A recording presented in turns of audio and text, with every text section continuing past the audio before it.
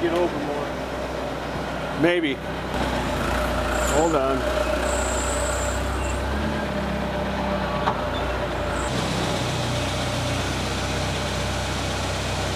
Is it gonna fit in that? I don't know. Yeah, it'll fit. That's 10 foot.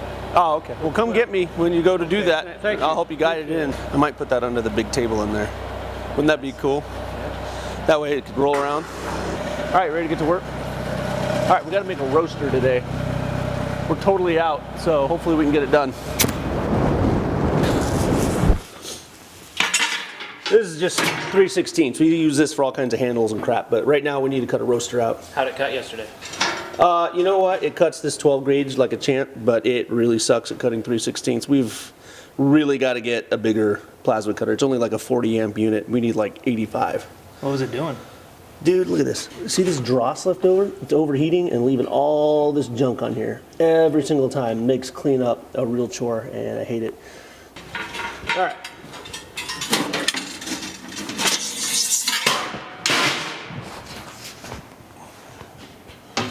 Thing is like a champ with 12 gauge steel. Like, it cuts through it with zero problems. My consumables last forever. It's amazing. It's anything thicker than that that really sucks. Almost like we didn't make it ourselves.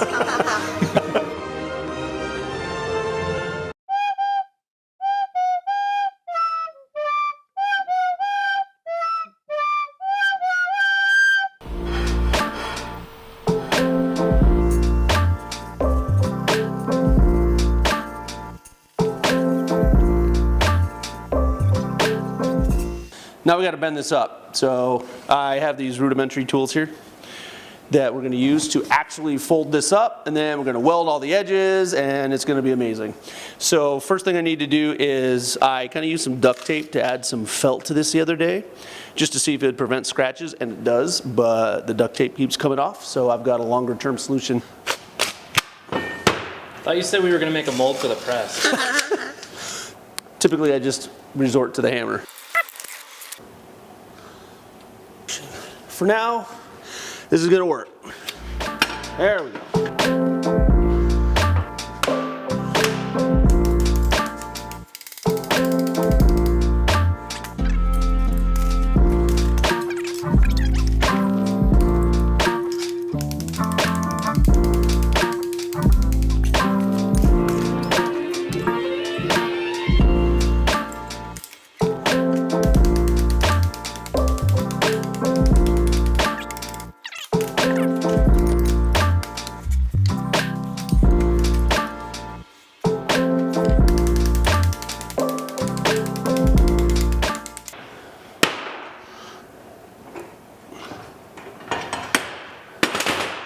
Sweet. All right, so that went really well. I got these placed perfectly. All the corners are all matched up. Look at that. So now we need to weld this bad boy up.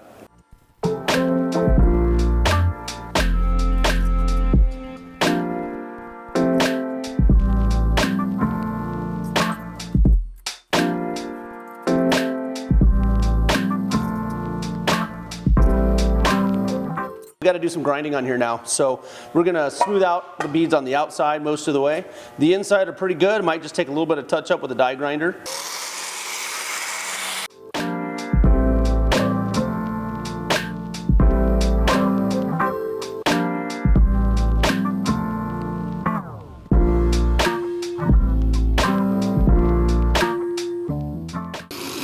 All right, so I think that's about it for using the flap disc. Everything looks great.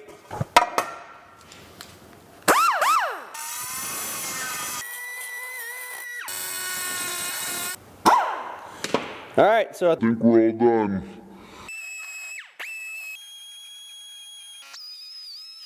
I hate when I have to get the die grinder out. All right, guys, let's get this thing sanded up. So I've just got some, I don't know what, 180 on here. I use this bad boy to get into some corners. Then we'll use this to put a nice finish on the bottom and get it ready for seasoning.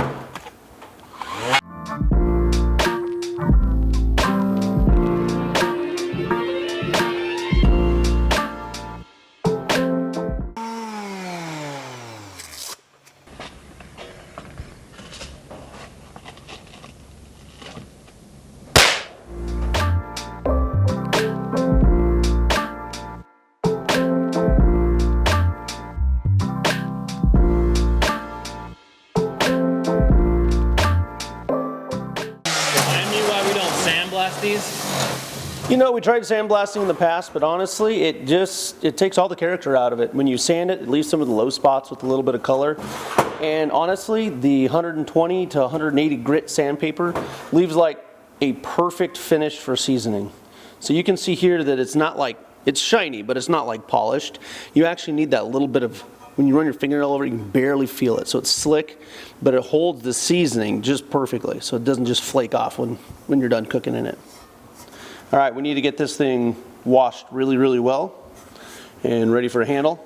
So we'll take care of that, and then we're going to start foraging next. Do it. I really need to take that metal. All right, so we just got to get these ground up a little bit before we take them to the forge. Makes it a lot easier later.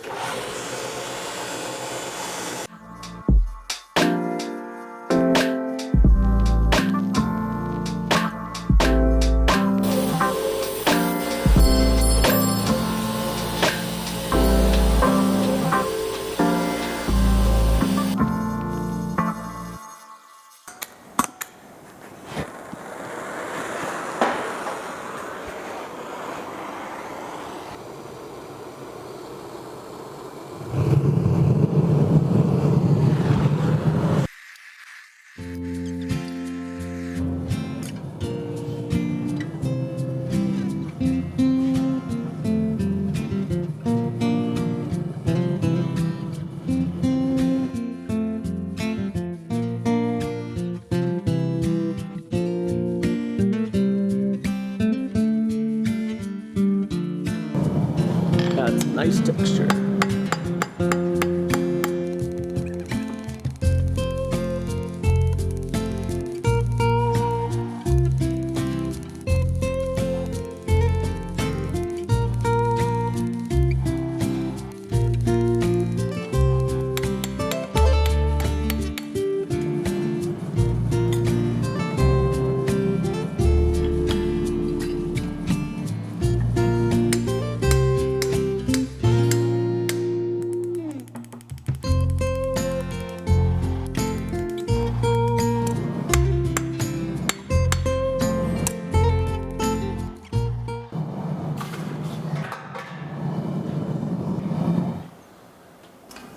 So, I didn't actually mean to drop those in. Now you have to reach your hand in there and get them out. I need a magnet.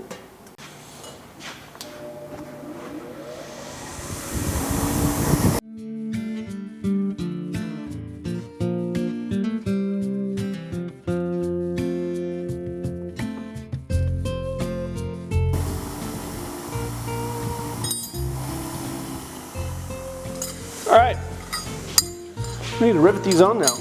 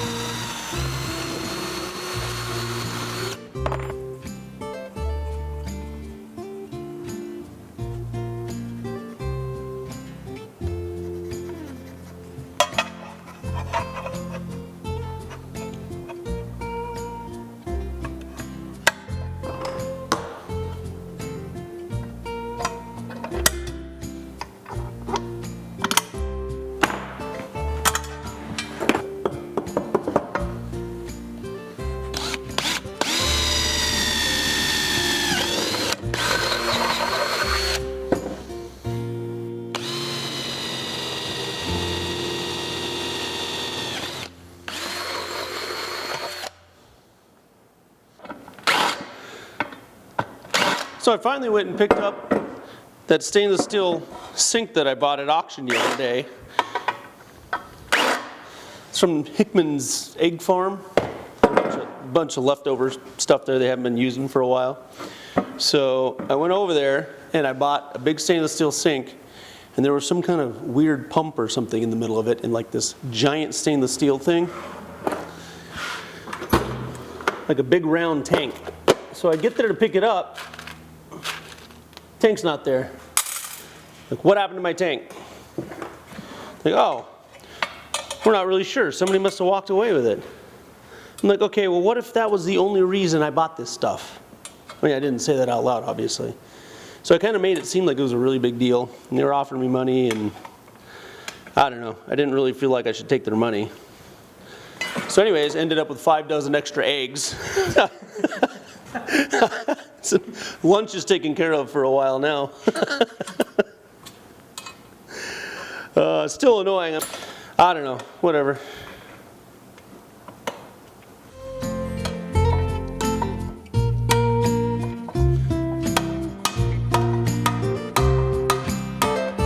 Using brass rivets because they look really nice in these roasters.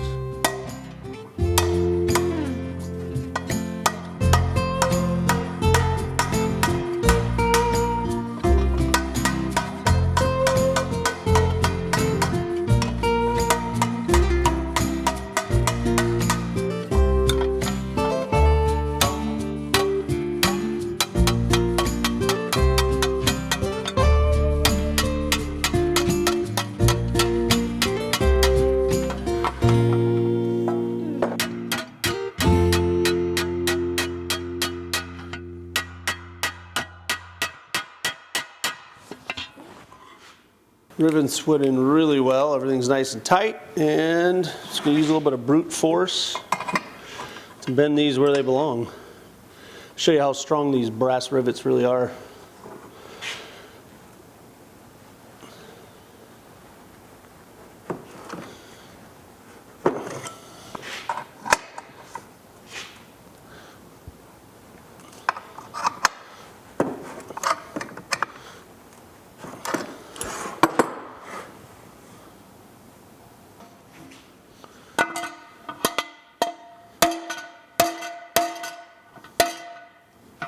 Alright guys, that's ready to go in the oven and get seasoned. Just need to wash it really good in the sink, make sure it's all degreased.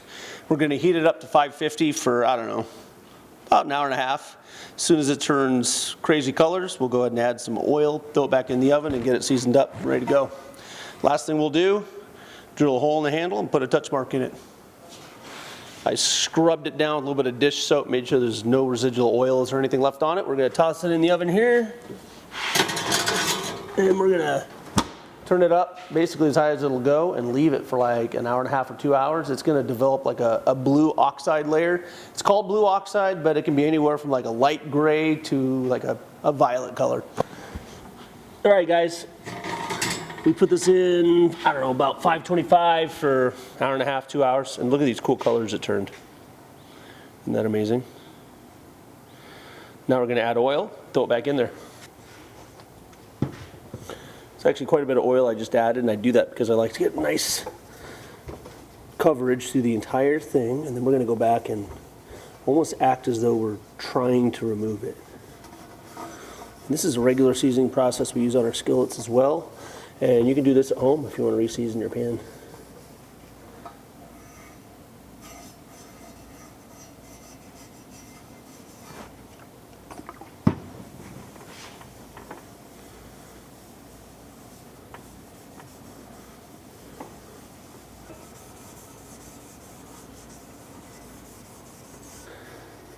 Beautiful.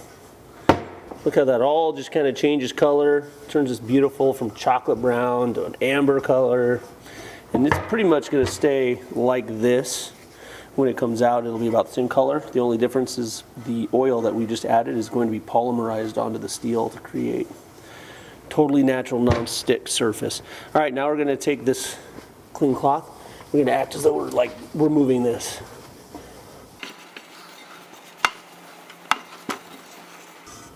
All right, just like that.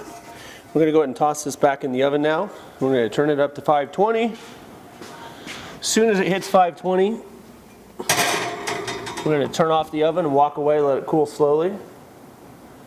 And it will be seasoned when we come back. It's all cooled off now. Look at that. Beautiful. So that is now seasoned. That oil has polymerized onto the steel. Now the last thing we need to do is add a touch mark and stamp it with Arizona. So got to drill a hole first.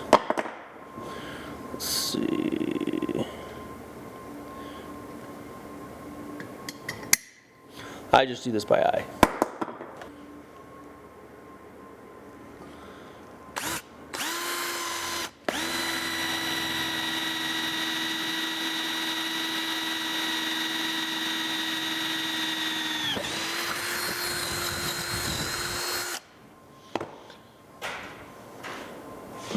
Hey, what's up? Oh, hey. How'd market go? Good. Got some good people. Sold a couple skillets. Nice. Hey guys, this is Bill. It's my dad. We run this together. I'm gonna need your help in a minute. Find your glasses real quick.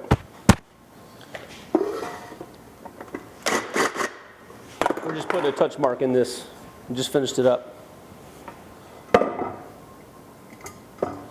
Oh, that's more. Yeah.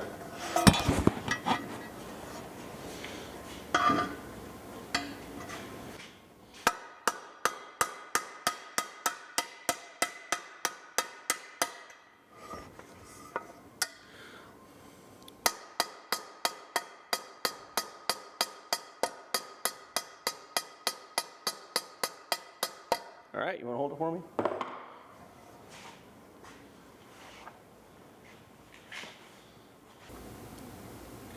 There, perfect.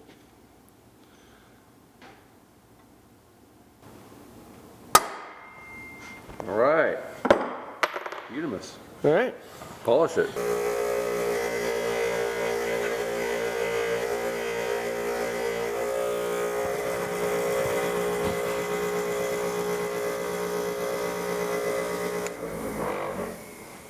All right, guys, that finishes up this roaster. We are completely done with this. It's ready to go to market tomorrow. I'm going to be in Flagstaff. So I appreciate you watching our video. Please like and subscribe and get ready for the next one. We're going to have a lot more really soon.